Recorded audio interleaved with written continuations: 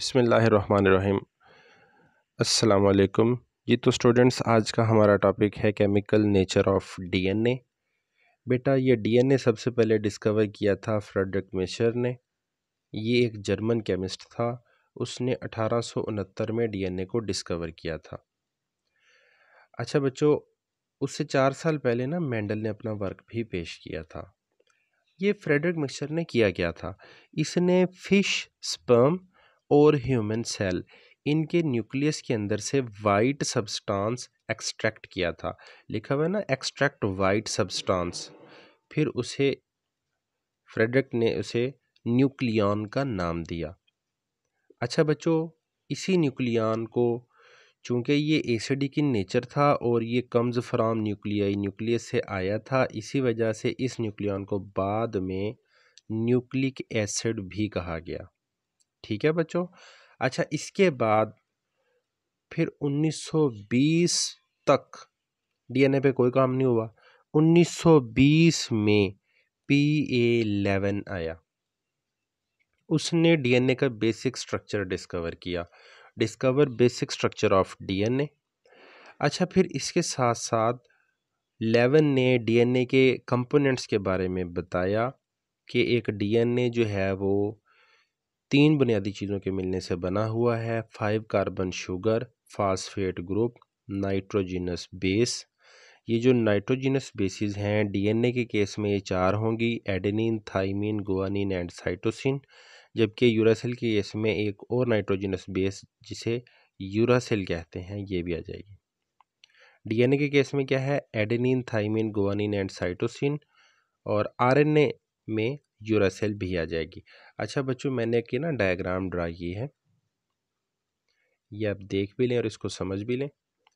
बेटा, ये एक कंप्लीट डायग्राम है न्यूक्लियोटाइड की। एक न्यूक्लियोटाइड इन्हीं 3 चीज़ों के मिलने से बनता है। देखें, नंबर 1 5 कार्बन शुगर थी। अब ये देखें, carbon number 1, carbon number 2, 3, 4 and 5।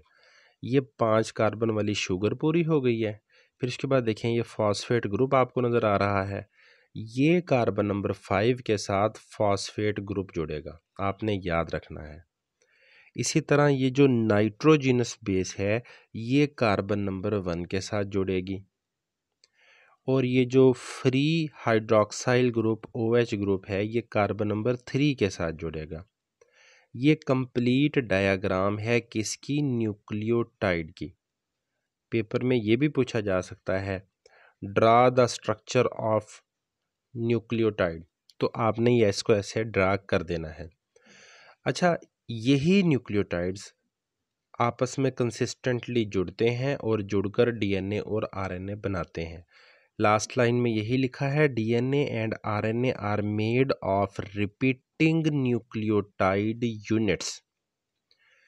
अच्छा, और मैं आपको बता दूं, नेक्स्ट ये जो मैं आपको बताने लगा हूँ, बड़ी इंपॉर्टेंट चीज़ बताने लगा हूँ, ये भी आपने बड़ी तवज्जो से सुन लेनी है बच्चों। यहाँ मैंने ये 2 न्यूक्लियोटाइड्स को आपस में जोड़ भी दिया है, ये आपने तवज्जो से देखना है बेटा। जी तो बच्चों, अब आप ये देखें कि 5 फास्फेट, मतलब 5 कार्बन वाला, ये 5 कार्बन वाला फास्फेट एंड 3 हाइड्रोक्साइल ग्रुप और 3 कार्बन वाला hydroxyl group form long chain of nucleotide. Nucleotides की लंबी चेन्स बनाएंगे। अच्छा, ये मैंने आपको बना के भी दिखा दिया है। ये देखें, ये मैंने 2 न्यूक्लियोटाइड्स बनाए हुए हैं। ये 5-5 कार्बन वाले, कार्बन 1, 2, 3, 4 एंड 5। इसी तरह ये नीचे देखें बेटा, कार्बन 1, ये रही carbon 1, carbon 2, carbon 3, carbon 4 and carbon 5। अच्छा, अब अगर हम ऊपर वाली लाइन की बात करें देखें कि एक न्यूक्लियोटाइड से आएगा 5 कार्बन फास्फेट, ये आ रहा फास्फेट ग्रुप 5 कार्बन से। और दूसरी न्यूक्लियोटाइड से आएगा 3 कार्बन हाइड्रोक्साइल ग्रुप, ये 3 कार्बन पे मौजूद हाइड्रोक्साइल ग्रुप आ गया। इस न्यूक्लियोटाइड से ये 5 कार्बन पे मौजूद फास्फेट ग्रुप, और इस न्यूक्लियोटाइड से ये 3 कार्बन पर मौजूद हाइड्रोक्साइल ग्रुप ये दोनों आपस में इन कांटेक्ट आएंगे, और जब ये इन कांटेक्ट होंगे तो इनके आपस में रिएक्शन के नतीजे में पानी का एक मॉलिक्यूल निकल जाएगा। इस प्रोसेस को डिहाइड्रेशन सिंथेसिस भी कहा जाता है। अच्छा, जब पानी का मॉलिक्यूल यहाँ से निकलेगा तो दो न्यूक्लियोटाइड्स के कार्बन्स के दरमियान फास्फेट की मदद से बॉन्ड बन जाएगा। फिर इसी बॉन्ड को हम क्या कहेंगे? फास्फोडाइएस्टर लिंकेज। अच्छा बच्चों, ये भी पेपर में शॉर्ट क्वेश्चन आ जाता है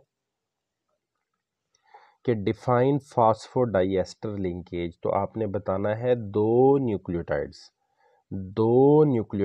के दरमियान जो बॉन्ड बनता है उस बॉन्ड को क्या कहते हैं? फास्फोडाइएस्टर लिंकेज कहते हैं।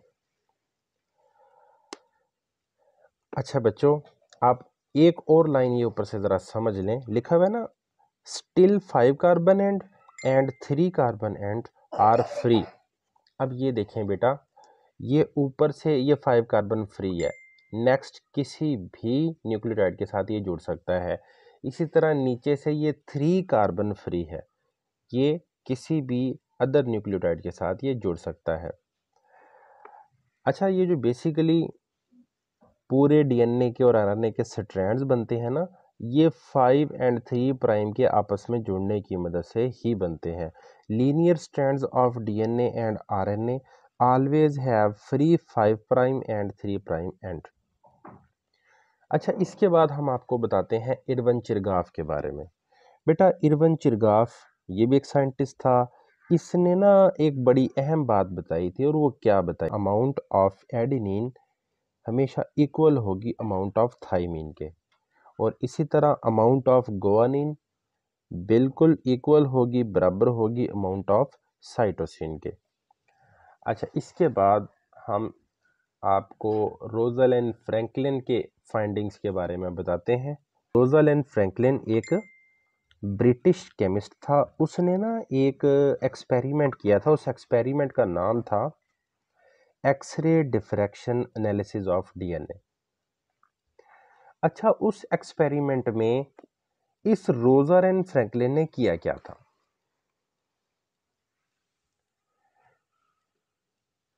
बेटा, रोज़ालैंड फ्रैंकलिन ने एक्स रेज को गिराया था किसके ऊपर? डीएनए के ऊपर, और उससे आगे एक रखी हुई थी फोटोग्राफिक फिल्म।